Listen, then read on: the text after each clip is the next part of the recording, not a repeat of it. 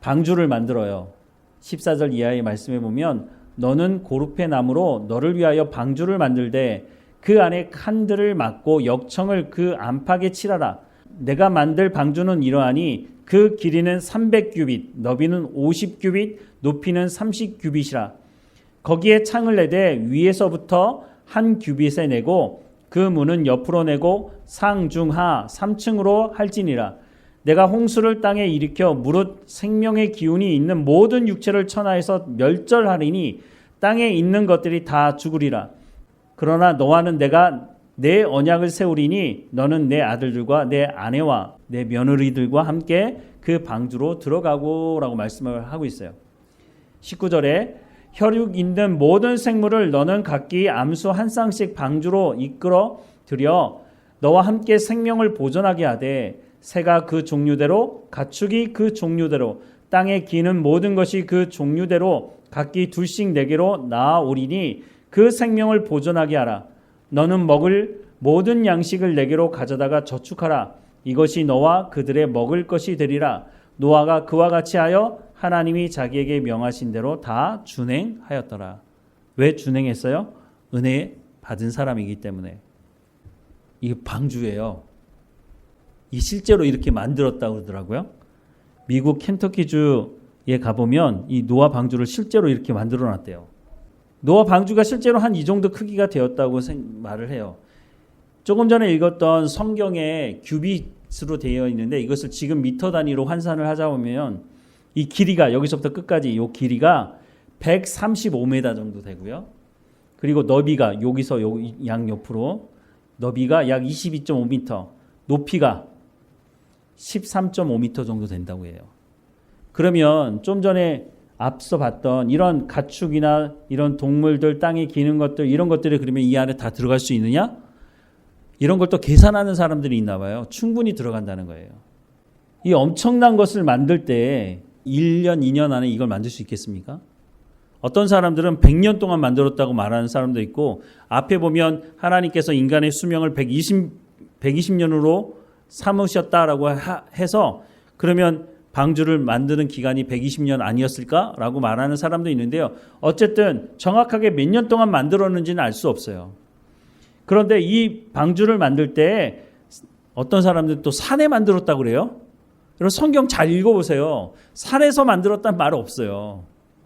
이게 이제 평지에서 만들었는지 아니 산에서 만들었는지 모르겠지만 어쨌든 이런 거대한 배를 만드는데 1년, 2년 걸려서 만들 수 있는 것도 아니고 오랜 시간 동안 걸려서 만드는데 사람들이 와서 물을 거 아니에요. 야, 너 왜 이렇게 큰 배를 만들어? 그러면 뭐라고 말해요? 하나님께서 그렇게 말씀하셨어. 하나님께서 심판하실 거야. 라고 하면은 사람들이 뭐라고 했을까요? 저런 미친. 아직 나이가 젊은데 이때 노아의 나이가 600세 정도 됐거든요. 근데 젊은 거죠. 사실 그 당시에는 900세까지 살던 시대였으니까. 노아 홍수 이후에 사람들의 수명이 확 줄게 되는데요. 어쨌든 노아가 이것을 만들 때 수없이 많은 사람들이 손가락질했겠죠. 폭력이 난무하는 세상 속에서. 그런데 노아는 여호와 앞에 은혜를 받았다. 그 말이 뭐라고요? 하나님의 말씀을 듣고 순종하는 삶을 살았다는 거예요. 그럴 때 우리가 참 평안과 참 안식을 누릴 수 있다는 거예요. 많은 젊은이들이 물어요. 목사님, 내가 다니는 직장에서 이런 문제가 있는데 이게 정당하지 않고 불의한 일이라고 생각이 드는데 제가 직장을 계속 다녀야 됩니까? 안 다녀야 됩니까? 이런 얘기를 할 때가 있죠. 자기 밥줄이 달렸는데 그만둬. 이렇게 쉽게 말할 수 있는 부분은 아니죠. 우리가 하나님의 지혜를 구할 필요가 있어요. 하나님께서 뭐라고 말씀하시느냐. 사실은 처음부터 하나님께 기도하며 직장도 구해야 하겠죠. 무조건 돈 많이 주는 직장에 사람들은 가고 싶어 하지만 여러분 생각을 해보십시오. 내가 기업의 사장인데 연봉 1억을 주는 회사 직원을 뽑았다고 생각을 하시면 여러분들이 사장이라고 생각하시면 그 1억 원 1년 동안 연봉을 주면서 월급을 주면서 그 사람에게서 1억 원 넘는 무엇인가를 뽑아낼 수 없다면 자선 사업가도 아니고 그 큰 돈을 직원을 뽑아놓고 그 사람에게 주겠습니까? 그렇지 않죠. 세상이 우리에게 요구하는 것을 충분히 그 대가 지불을 하지 않으면요, 세상은 그거 주지 않아요. 살벌하죠. 때로는 불의한 일을 시켜요. 그래서 우리가 처음부터 이 직장이 정말로 기독교적인 정신을 가지고 있는지 이런 것도 좀 살펴볼 필요가 있는데, 대부분의 사람들은 그렇게 하지 않죠. 무조건 돈 많이 주는 데가 어디냐, 이렇게 생각을 하고 가서 일을 하는 경향이 많죠. 우리가 어떻게 살아가야 되는지를 좀 생각을 해볼 필요가 있어요. 우리의 다음 세대, 우리의 자녀들에게 하나님의 말씀을 듣고 하나님의 말씀대로 살아가는 삶이 얼마나 중요한지, 노아가 살았던 그 시대를 보면서 노아도 휩쓸려 살 수 있죠. 내가 지금 정신이 나갔나 이거? 언제 하늘로부터 뭐 비가 내린다고 얘기하고 홍수가 난다고 얘기하는데, 아니 지금까지 홍수가 난 적이 없는데 무슨 홍수로 사람이 죽어? 이해가 안 되죠. 그런데 하나님의 말씀을 듣고 살았던 노아의 모습을 보면요, 그 폭력이 난무하는 세상 속에서도 하나님의 인도하심대로 살아갈 때 노아가 안전하게 살아갔던 모습을 우리가 확인할 수 있잖아요. 이 노아에 대한 말씀을 보면서 또 한 가지 우리가 생각해 볼 필요가 있는 게 있는데요, 성선설과 성악설에 대한 부분이에요. 왜냐, 이런 말씀이 있어요. 노아가 여호와께 제단을 쌓고 모든 정결한 짐승과 모든 정결한 새 중에서 제물을 취하여 번제로 제단에 드렸더니, 이게 언제냐면 노아 홍수가 끝나고 이제 땅에 물이 없어지고, 그래서 나와서 제단을 쌓고 번제를 드린 거예요. 여호와께서 그 향기를 받으시고 그 중심에 이르시되, 내가 다시는 사람으로 말미암아 땅을 저주하지 아니하리니 이는 사람의 마음이 계획하는 바가 어려서부터 악함이라 라고 말씀을 하고 있어요.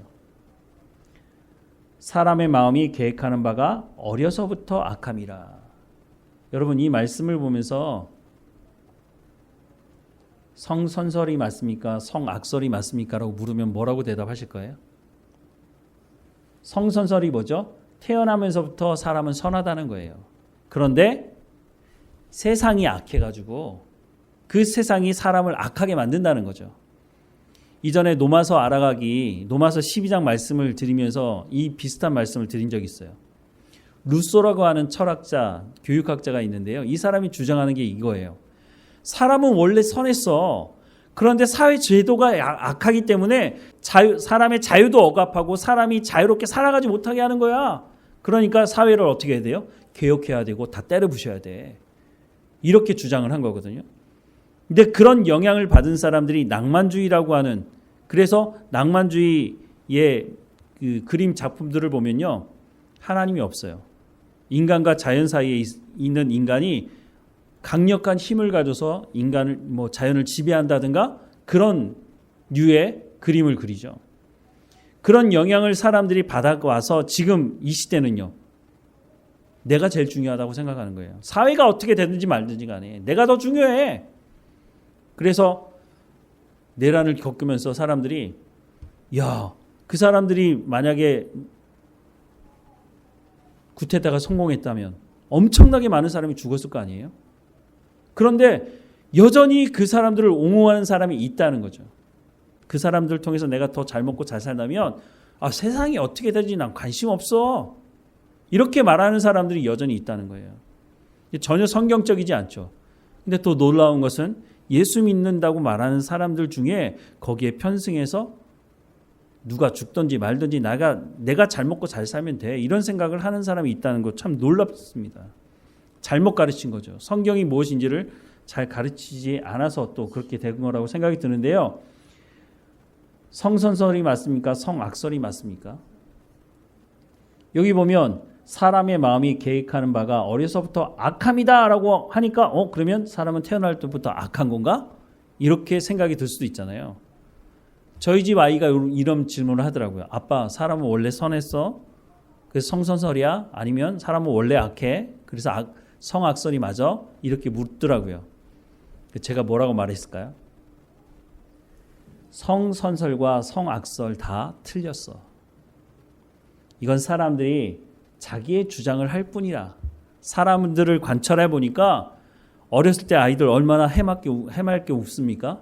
그러면 아이들은, 야, 이 아이들이 어떻게 악하다고 얘기할 수 있어? 그런데 좀 자라다 보면 어때요?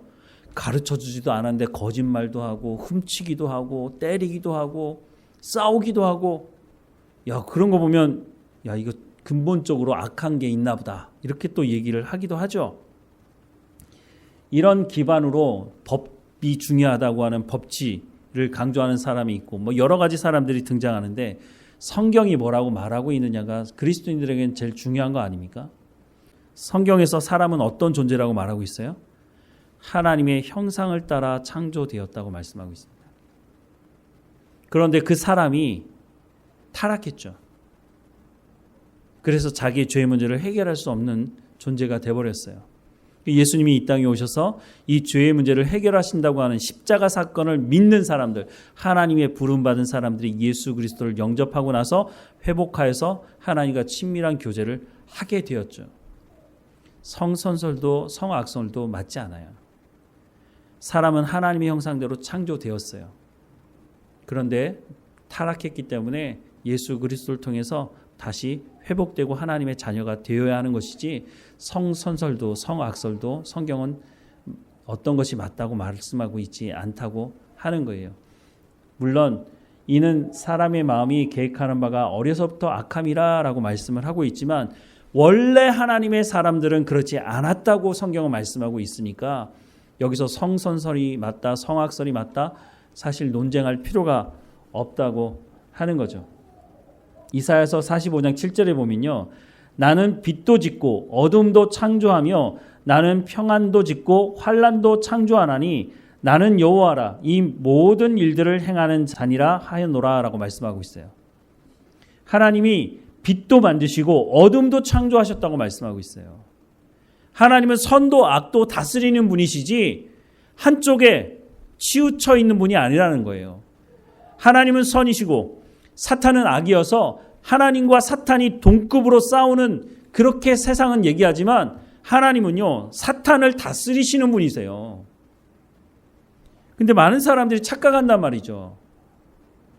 사탄이 하나님과 견줄 만한 엄청난 능력이 있는 것처럼 생각하지만 성경은 그렇게 말씀하지 않으세요. 하나님이 뭐라고요? 빛도 짓고 어둠도 창조하시는 분이세요. 선악을 다 하나님께서 주관하시는 분이세요. 하나님이 허락하지 않으면 사탄도 아무것도 할 수 없어요. 물론 왜 하나님께서 이 땅에 사탄을 존재하게 하시는지, 왜 그리스도인들에게 고난을 허락하시는지, 그 신비에 대해서, 그 비밀에 대해서 우리가 다 알 수는 없지만 분명한 건 이런 남겨진 악들 때문에 우리가 하나님의 말씀에 순종하는 그 삶이 더 빛나게 되어 있는 것도 우리가 기억해야 할 필요가 있는 거죠. 노아가 살았던 시대, 폭력이 난무하던 시대였지만 하나님의 은혜를 받아서 하나님의 말씀을 듣고 순종하는 노아가 빛이 날 수밖에 없는 거예요. 너희는 세상의 빛이고 너희는 세상의 소금이다 말씀하시죠. 우리가 하나님의 말씀대로 이 세상 속에서 온전히 살아가게 된다면, 하나님께서 우리를 도우시는 그 성령의 충만함을 통해서 하나님의 말씀대로 순종하는 삶을 살아가게 된다면 세상에 하나님의 영광을 드러내는 우리의 삶이 될 수 있다고 말씀하고 있어요. 그렇게 해야 우리가 복음을 증거할 수 있게 되는 것이거든요.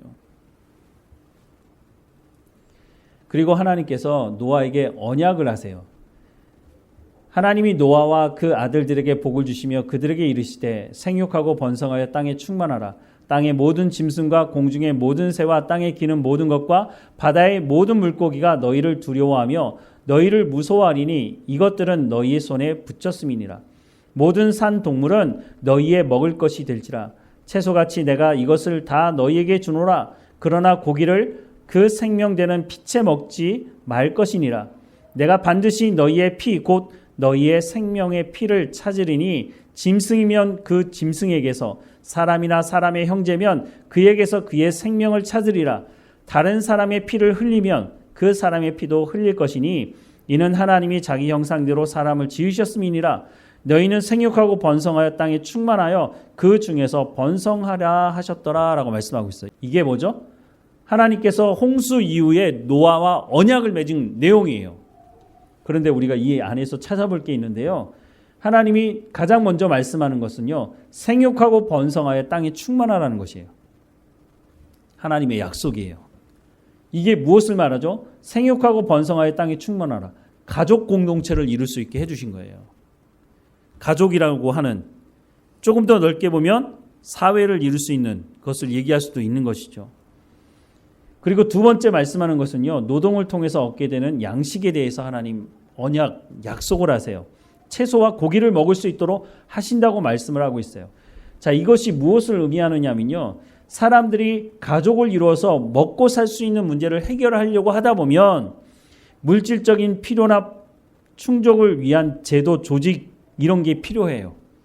그래서 하나님께서 가족이라는 이 공동체, 사회라는 공동체, 이 안에서 먹고 살 수 있도록, 그러면 가만 내버려두면 어떻게 되겠어요? 치고받고 싸우고 더 많이 가진 사람들이 나오고 이럴 거 아니에요? 그러면 힘이 약한 사람들은 못 먹고 굶어 죽을 수도 있고, 그러지 못하도록 생육하고 번성하라고 말씀하시면서 이 서로 먹고 살 수 있는 조직과 제도, 이런 것에 대한 하나님께서 합법적인 정치적인 공동체를 이룰 수 있는, 더 넓게 보면 국가라고 하는 사회 공동체를 하나님께서 이 언약 속에서 말씀을 해주고 있다고 하는 거예요. 그래서 각 가정에 필요한 재화나 서비스를 공급받기 위해 기업 조직에 의존하며 발생하는 갈등을 해결하기 위해 사법제도가 필요하듯이 이런 작은 제도와 조직이 상생관계 속에서 활동하게 해주는 좀 더 큰 공동체를 정치 공동체라고 말하는데, 이게 바로 어떻게 보면 국가를 얘기할 수 있는 거죠. 이렇게 보았을 때 노아 언약의 함의는 정치 공동체의 형성을 하나님께서 말씀해 주신 거라는 거예요. 로마서 13장을 읽어보면 바울이 뭐라고 말하죠? 노마에 사는 노마 교회 성도들에게 노마의 세금을 내라고 얘기해요. 노마 정부와 갈등을 일으키지 말라고 말하고 있어요. 그런데 그 노마가 그리스도인들을 박해하잖아요. 그런데 그 말씀 앞에 뭐라고 되어 있냐면 모든 권세 하나님께서 세우신 것이다 라고 말씀하잖아요. 물론 그 부분에 있어서는요, 국가라고 하는 이 공동체가 주는 긍정적인 부분들을 얘기하고 있어요. 부정적인 부분들은 얘기하지 않고 있기는 해요. 그런데 거슬러 올라가서 하나님께서 노아 언약을 통해서 이 나라라고 하는, 그래서 사람들을 보호하고 그 사회 안에서 사람들이 함께 먹고 살 수 있는 공동체를 만들 수 있도록 노아 언약을 통해서 하나님께서 이미 말씀을 하고 있다는 거예요. 하나님께서 노아 언약을 통해서 말씀하시는 이 정도만 지켜도 한 공동체로 이루고 있는 이 국가라는 이 안에 살고 있는 사람들이 평안하게 잘 먹고 잘 살 수 있는 상황이 될 수 있다는 거예요. 그런데 문제가 있죠. 사람들이 하나님께서 노아 언약을 통해서 말씀하시는 그 합법적인 정치 공동체나 나라로서의 그 모습을 유지하려고 하는 것이 아니라 자기의 탐욕을 채우려고 하는 수단으로 사용하려고 하다 보니까 어떤 일이 벌어지죠? 치고받고 싸우는 일이 벌어지게 되는 거죠. 사법제도도 하나님께서 허락해 주셨는데 뭐냐면요, 피채 먹지 말라는 거예요. 그리고 생명이 있는 피를 보게 되면 그 피는 피값으로 갚아야 된다고 얘기하고 있어요. 이게 뭐죠? 이게 사법제도예요. 이런 공동체를 이루는 데 있어서 이런 법적인 것도 하나님께서 이미 노아 언약을 통해서 말씀해 주신 부분이 있다라고 말씀을 해주는 거예요. 이 부분은 나중에 로마서 13장 말씀을 하면서 다시 한번 좀 더 말씀을 드리도록 하겠습니다. 노아를 통해서 하나님께서 이런 부분까지 말씀을 해주고 있다는 거죠. 그냥 단순히 하나님 심판하고 모든 걸 끝낸 게 아니고요. 심판하기 전에도 하나님께서 참으시고 인내하시고 노아를 통해서 방주를 지으면서 하나님께서 회개할 기회를 주셨지만 누구도 회개하지 않았죠. 그 말은 뭐예요? 하나님 말씀을 듣지 못하는 거예요. 하나님께서 말씀 안 하셔서 말씀을 듣지 못하는 게 아니라 하나님께서 말씀하심에도 불구하고 듣지 않는 거예요. 그러니까 그 사람들에게는 은혜가 없는 거죠.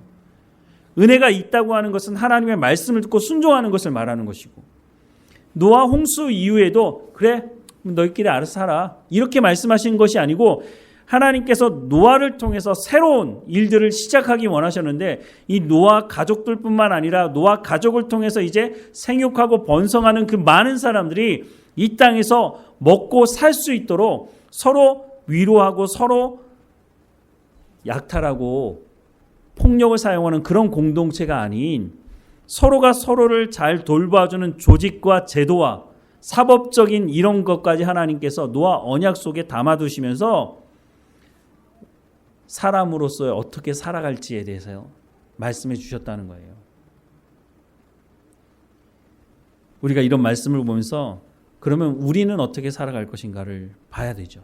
우리가 살아가는 세상도 앞서 말씀을 드렸지만 만만치 않아요. 불의를 강요하는 사람들이 얼마나 많은지 몰라요. 자기들이 기득권을 가지고 너 내 말만 잘 듣고 이 일을 해봐. 그럼 내가 너 책임져 줄게. 그래서 그 말을 듣고 넘어가는 사람들이 얼마나 많습니까? 한 번만 눈 감아주면 내가 더 많은 것을 누릴 수 있을 텐데. 세상이 불의하죠. 그렇지만 모든 사람들이 다 불의한 것은 아니에요. 노아의 후손으로 살아가는 이 세상에 있는 사람들이 하나님께서 노아를 통해서 언약하신 이 약속 안에 포함되어져 있는 사람들도 있기 때문에 모든 사람들이 다 불의하지는 않아요. 하지만 모르죠. 왜 그런지도 모르고 그냥 그렇게 살아가는 거죠. 하지만 우리가 성경을 통해서 노아 언약을 통해서 하나님께서 이런 부분까지 말씀해 주고 있구나. 그러면 우리는 이 세상 속에서 어떻게 살아가야 되지? 가장 첫 번째는 하나님의 은혜를 구하며 살아가야죠. 하나님의 은혜가 뭐라고요? 하나님의 말씀을 듣는 것이에요. 그 말씀을 통해서 내가 어떻게 살아가야 되는지를 듣고 순종하는 삶을 사는 거예요. 우리가 어떤 문제가 있을 때 하나님께 구하잖아요. 하나님 내 가운데 말씀해 달라고. 그게 맞는 기도인 거죠. 그러면 하나님께서 말씀하신 대로 그것이 내가 손해보는 길일지도 모르지만 하나님께서 말씀하셨다면 그 말씀대로 살아갈 때 우리 가운데 참 평안을 누릴 수가 있는 거죠. 하나님 말씀대로 하지 않으니까 우리가 마음이 불편한 거예요. 갈등이 있고. 그런데 하나님의 말씀이 우리 가운데 임하면요. 세상이 줄 수 없는 평안함이 있어요. 갈등하지 않아요. A냐 B냐가 그런 것 때문에 갈등하지 않아요. 하나님께서 말씀하시면 그 말씀대로 가면 고난도 있고 여러 가지 어려운 문제도 있지만 그것 때문에 내 마음이 다시 바뀌지 않는 거죠. 은혜죠, 그게. 하나님의 말씀을 듣고 순종하는 것. 그것이 바로 은혜라고 말씀을 하고 있습니다. 그리고 하나님이 함께 하시고 우리를 인도하신다고 말씀합니다. 그래서 우리가 이 노아를 통해서 하시는 말씀을 듣고 우리의 삶에 하나님께서 주시는 말씀을 은혜를 구하며 살아가는 우리의 삶이 되기를 주님의 이름으로 축원합니다. 기도하겠습니다. 사랑하는 하나님, 노아가 살았던 그 시대 폭력이 난무하고 하나님을 거부하고 자기의 뜻대로 자기가 하고 싶은 대로 참 자신의 탐욕을 쫓아서 살았던 그 시대. 하지만 노아는 여호와로부터 은혜를 입었다고 말씀을 하고 있습니다. 하나님의 말씀을 들을 줄 알았고 하나님의 말씀대로 순종할 줄 알았던 그 노아가 그 시대를 어떻게 살았는지를 우리가 다시 한번 보게 하시고 우리가 살아가는 이 시대도 만만치 않습니다. 불의를 행하는 사람들 안에 우리가 속해 있을 수도 있습니다. 하나님 그때 깨어있게 하시고 하나님 우리가 하나님의 말씀을 듣고 순종하는 삶이 될 수 있도록 그래서 우리의 자녀들에게도 그리스도인다운 삶이 무엇인지를 증거할 수 있도록 은혜를 베풀어 주옵소서. 하나님 우리를 불쌍히 여겨주시고 우리가 넘어질 때 다시 한번 이렇게 세워주시고 우리도 잘못된 길을 갈 수 있는 것을 기억합니다.